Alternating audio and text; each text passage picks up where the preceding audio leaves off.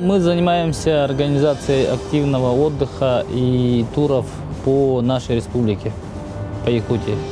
Для местных, для приезжих, для иностранцев, ну вообще для всех, кто хочет отдохнуть, побывать у нас в Якутии. А летом у нас очень хорошо идут сплавы различные. Это вот Амга, Синяя, а также новые маршруты, как вот Киселяхи, Аймекона. Синяя у нас как бы одна из жемчужин нашей Якутии, да? То есть очень много людей выезжают, не только и отсюда, но и из различных стран и регионов России. Ну и совсем уже новый маршрут, это вот Киселяхи, Аймекона.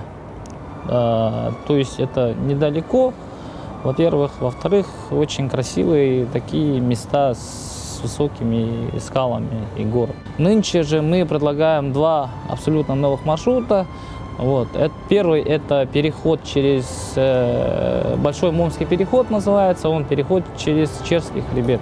А второй – это поход в Момский район, маршрут называется «Водопады Кёлях-Мустах».